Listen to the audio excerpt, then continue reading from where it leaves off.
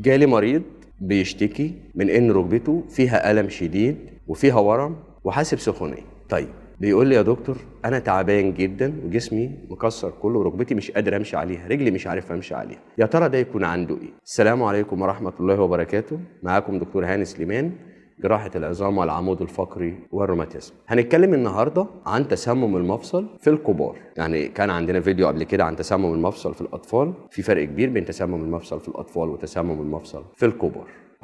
الموضوع واحد في الأول وفي الآخر، لكن في الكبار فرق كبير عن الأطفال، والأسباب هنا غير الأسباب هنا. الفرق الجوهري في تسمم المفصل عند الأطفال والكبار إن على الأقل خالص العيان اللي بيحس هنا بالألم هو اللي بيجي يشتكي، ودي أهم حاجة. وإحنا هنا بنسأل العيان عن بعض الداتا هو اللي بيجاوبنا عليها، غير الطفل بنسأل مامته وممكن ما تديناش كل حاجة كلير وواضحة لأن هي برضو ببساطة مش حاسة بإيه في المريض بالظبط. تمام؟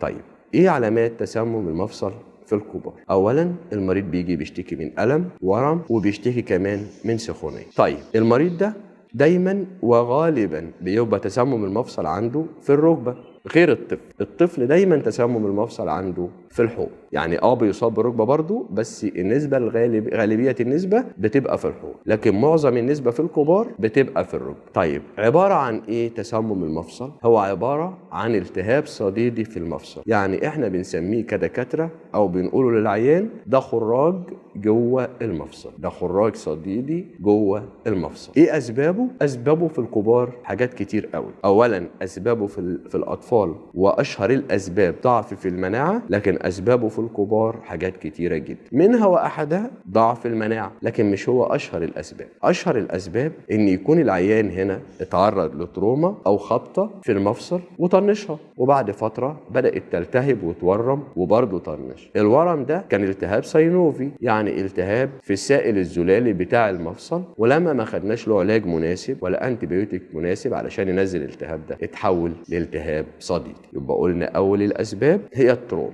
او الصدمات والكدمات. طيب بعض الحوادث بتسبب التهاب صديدي.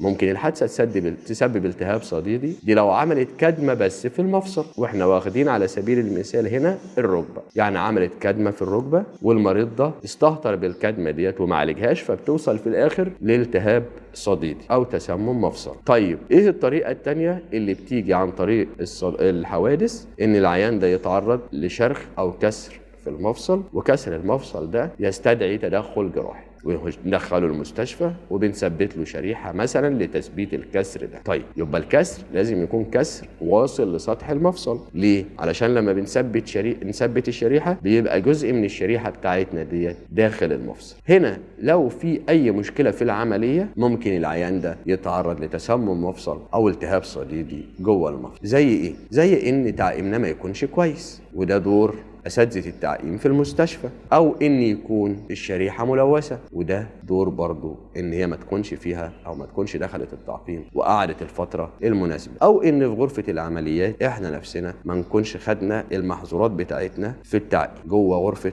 العملية، سواء في تعقيمنا إحنا كدكاترة أو سواء في التعقيم اللازم للمريض. طيب هل هو كل مرتبط لما يكون في عملية للعيان إن إحنا نركب له شريحة داخل المفصل إن هي تكون مرتبطة بالعملية؟ لا، ممكن العملية تبقى كويسة جدا مفيش فيها أي مشكلة في التعقيم بتاعها ولا أي تلوث يتعرض له العيان، لكن العيان بعد العملية ما يلتزمش بالعلاج التحفظي اللي مكتوب له بعد العملية التزام كويس، وبالتالي أي عملية تلتهب، ولو التهبت ممكن توصلنا لالتهاب صديدي. تمام؟ طيب إيه كمان من الأسباب إن العيان ده يصاب بحاجة وخزية في المفصل، حاجة تشكه، والشكة ديت توصل لداخل المفصل فتعمل التهاب ميكروبي والالتهاب الميكروبي ده يوصل في الآخر لالتهاب صديدي، وبيضطر بعدها ان احنا ندخله جراحه لتفريغ المفصل من الالتهاب الصديدي. خلاص عرفنا ايه الاسباب. طيب ازاي نتاكد ان ده التهاب صديدي جوه المفصل؟ طبعا بالهيستوري الكويس اللي احنا خدناه من العيان، التاريخ المرضي اللي احنا قلناه، اللي احنا بنحدد منه السبب اللي عنده ده ايه. فنبدا ننتقل للخطوه الثانيه اللي هي خطوه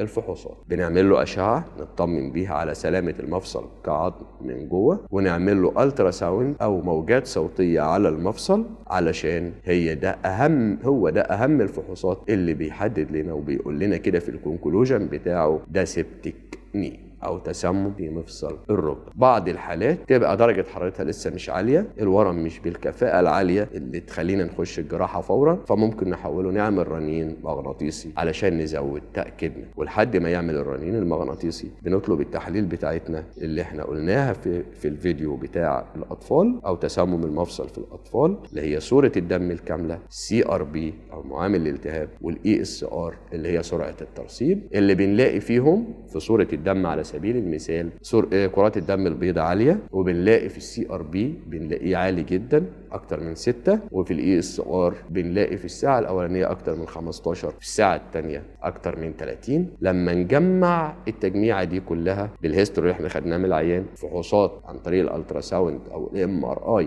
الرنين، ان احنا اتاكدنا خلاص ان تسمم مفصل، اتاكدنا اكتر بالتحاليل، نحوله مباشره للمستشفى علشان نعمل له تفريغ للورم او الالتهاب الصديدي اللي موجود جوه المفصل، وبكده نبقى اطمنا على ان عياننا كويس جدا. طيب بعد العمليه بيوم 2-3 نعمل له التراساوند تاني. مشكله هنقول في جرح في العمليه، ايه المشكله؟ دكتور الالتراساوند هيعرف يعمل ده كويس ويطمنا ان المفصل بقى فري من الصديد. نعمل له CRP وESR وCBC عشان نتاكد هم مش هيبقوا نزلوا للنورمال، لكن هيقلوا كتير، وطالما قلوا يبقى كده الدنيا تمام. طيب العيان بعد عمليته بيخرج بليستة العلاج بتاعته، ونحدد ونأكد عليه الالتزام بيها علشان نحافظ على المفصل انه يرجع له ده تاني. طيب يبقى احنا اكدنا عليه بالعلاج، وبنأكد بعد كده بالتحليل ان مفيش، هيبقى ما عندوش مشكله ان شاء الله في تسمم المفصل. طيب نقطه تانية مهمه جدا جدا، ان العيان ده عشان ما يتكررلوش ده تاني زي ما قلنا نأكد عليه الالتزام بالعلاج، واحنا بنعمل ريأشورنس نفسنا، نطمن لنفسنا بالتحاليل دي. طيب العيان ده هيحس بايه بعد العمليه ديت؟ هيحس بشويه تيبس في المفصل بتاعه. يعني احنا بعد العمليه ب15 يوم لما نفك الغرز بتاعتنا هنقول له اتني وافرد، هيلاقي التانية والفرد صعب شويه، فلازم يتوجه لعمل جلسات علاج طبيعي، لازم ياخد كورس وبرنامج علاج طبيعي كويس علشان نحافظ على المفصل من التيبس، وده دور مهم جدا ما نغفلوش. طب حتى لقينا التانية والفرد